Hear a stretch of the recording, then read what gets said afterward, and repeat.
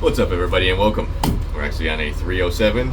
It's a Grady white, nice boat. We're going to do the trim on it, the trim seals, which, as you can see in the description, Yamaha trim seals.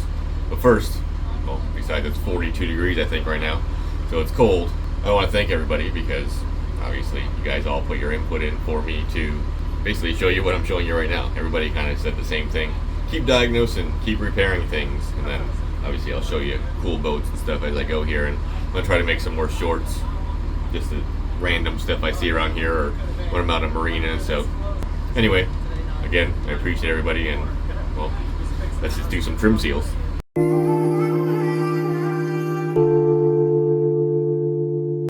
Alright, we don't need too many tools for this. We got a special tool here, which I'll show you.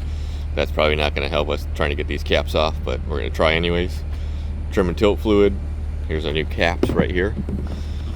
A lot of grease on them, new O-rings, seals, all that stuff. So definitely order them this way, because just replacing this is much easier, because we're about to ruin these getting them out basically no matter what. So now let's look at our trim and tilt. We have leaky seals here, and this is bottom painted, so my guess is these are not going to want to come out of here very easy, so we might have to take an impact hammer to these. That's typically the case when they sit for a long time inside the housings here. Same on this side. This boat, unfortunately, is going away. It's getting shipped. We've got to fix our leaky trim here, and we're all good. First thing to do, trim it all the way up, put our locks down, and then if you look, there's a manual release right here. We want to undo that all the way out to get the pressure off of these rods. That's also going to fight us. So if you have trim pressure up to the back of these caps right here, it's going to push against this threaded cap, and it's going to be really hard to get out. So release all the pressure off it. You just spin this lefty loosey righty tighty all the way out as far as you can, and it should take off whatever hydraulic pressure. The first thing we're going to do is attempt to use the tool and get one of these caps out here. I'm going to show you the tool. Not normal for anybody to have this, but we have it, so we're going to give it a whirl. It's good to put the caps in it without damaging them, but there's all different ways you can do it. More than one way to skin a cap for sure. I already have what we need out right here. Let's see if we can get it out of there. We got our special, fits in the hole there. That, and a breaker bar. Let's see. Oh, that's super tight.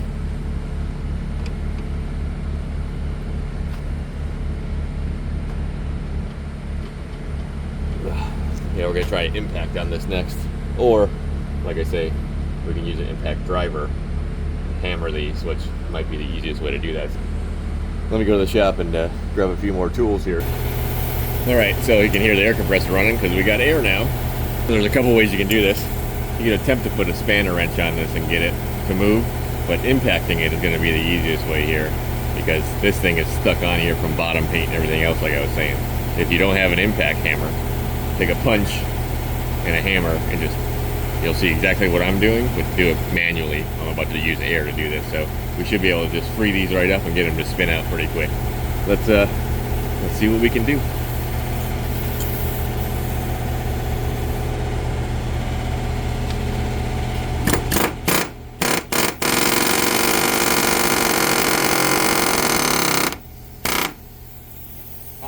There's one.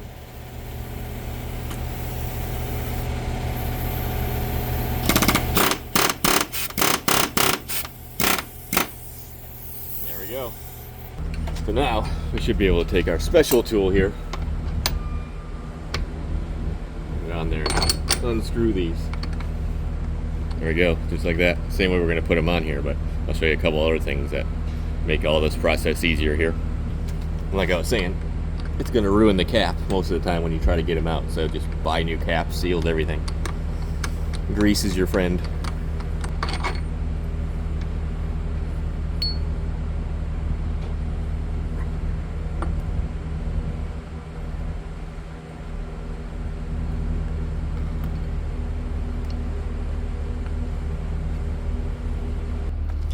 Alright, so you can see there's definitely water in our fluid here.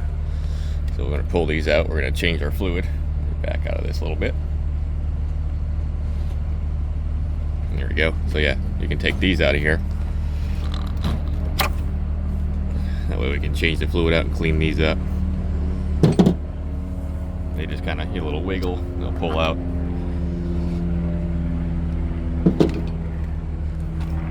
I'm doing both sides also at the same time here, but there's no water in this fluid. We're still going to suck out what we can out of here, and we'll get all of this out of here too. We got a oil sucker. So here's our old seals. We have top seal, outer seal, and then there's a hydraulic seal that's in there. There's an O-ring inside there. Don't forget about that one, because you have to put all these together. Real simple. But these are garbage.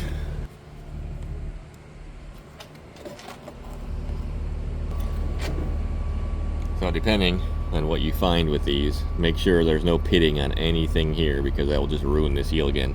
So what I always do, these ones look good, I always grab a little bit of sandpaper, 600, 1000, something like that, and just clean this up. Make sure there's nothing on the seal surface that's going to hurt it. Brand new seals, I don't want them to leak right away. Pretty simple. These ones look good already. I'll just take a little bit of cleaner, clean it up. Do that to all of them. When we finish that, and then we'll suck some fluid out here. Alright, now that I'm done polishing my shaft, or all my shafts, let's suck some fluid out of here. A little manual extractor here.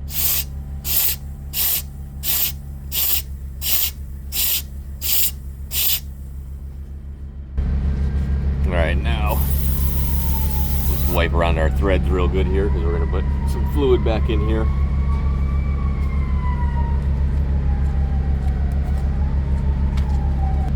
Alright, so we have some power trim and tilt fluid. Might be mercury, but it's all the same. Just want to fill these up. Not all the way, probably 3/4 of the way. There we go. And we're going to put our rods back in here. Give them a little, you want to get them right past the threads there so we can put our caps back on. Perfect. Threads. Just want to put this over. See the grease.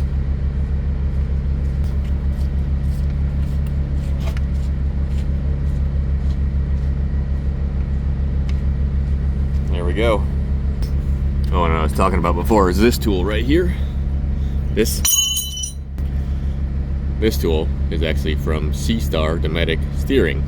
It is the exact same size as the steering seals on a C-Star. So some of the Yamahas actually fit this, and I think this is one of them. Look. So if you had this tool, you could also use this to tighten them up. But I have the special tool which goes in all 4 holes, so it's actually a little bit better. That way you don't damage these holes putting these back in here. So now we're just going to thread them back in.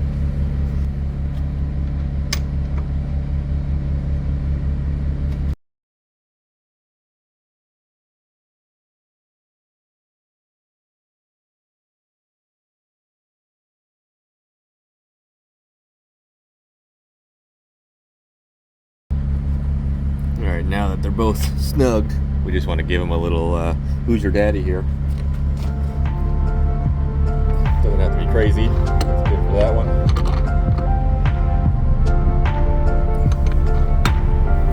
And there we go. Alright, now we have caps tightened.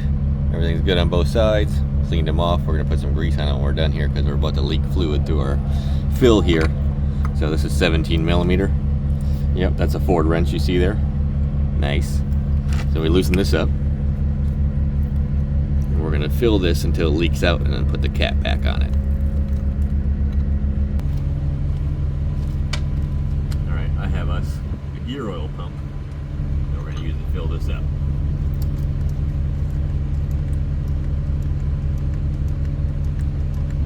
Get it till it starts leaking out of here.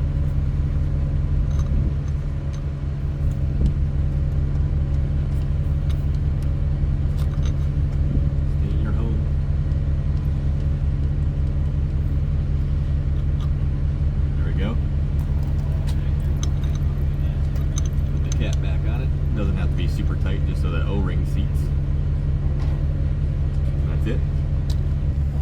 So here's a trick right here that'll help bleed the system really fast. So to the manual release valve that we released earlier. We're just going to make sure it's all the way open.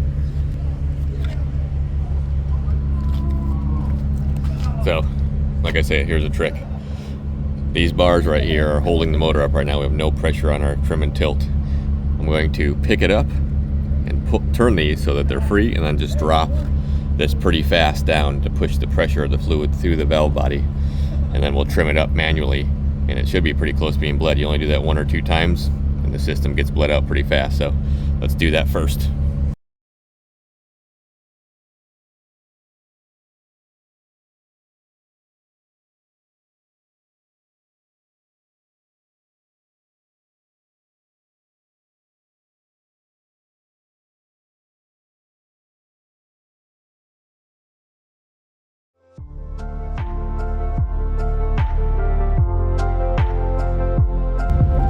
Alright, so now I'm going to turn that manual release back shut and trim it up.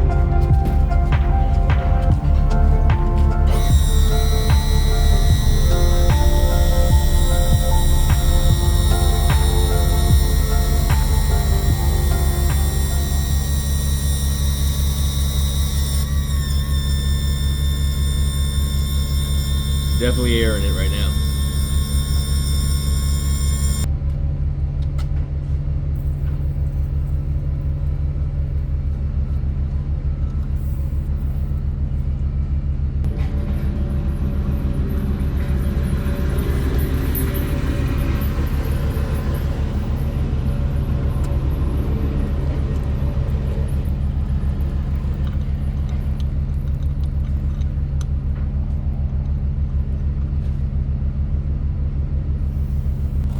Let's drop it one more time here.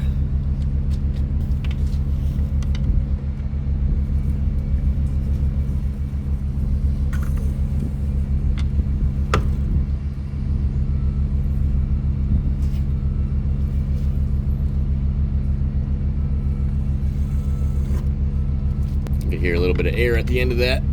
It's good. Definitely needed some fluid. Try this one more time here, and I think we're good.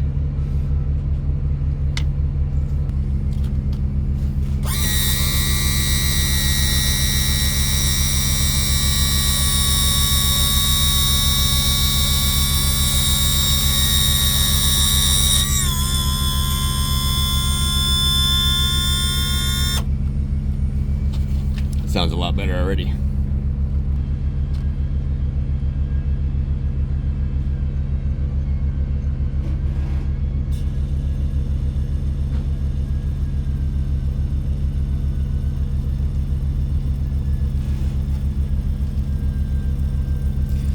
We let that air bleed out of it. I'm going to do the other side here. Once that air bleeds out, we'll be able to fill it one more time, make sure there's no air bubbles, and should be good to go.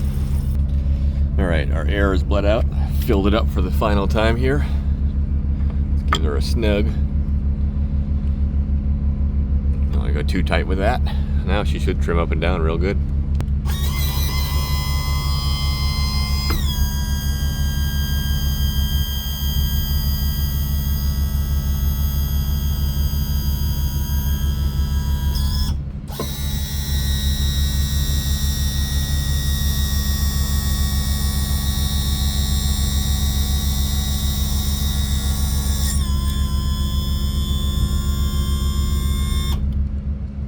Alright, I'm going to clean it up a little bit, put some grease on it, but you can hear most of the air is out of it, and the little bit of air that might be in there still will come out when it goes for a ride, because it's going to push pressure against those pistons there and push all the air out. So if you hear a little air, I wouldn't worry about it too much. You might hear 1 or 2 little bubbles go through there, but should be good to go now.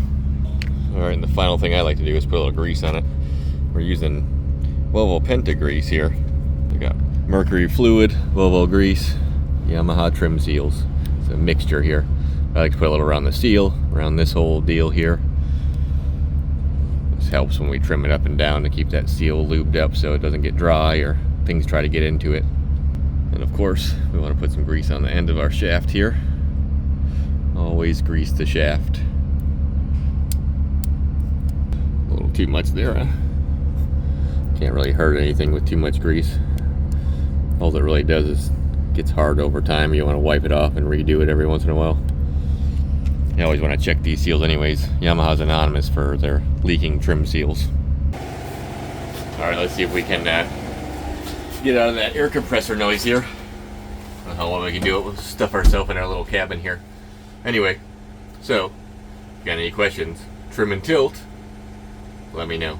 Most of them are the same across the board when it comes to how you reseal them. They usually are caps, spin them off, put the seals in it, clean it, get the water out, all that kind of stuff. But remember, that manual release valve is very important.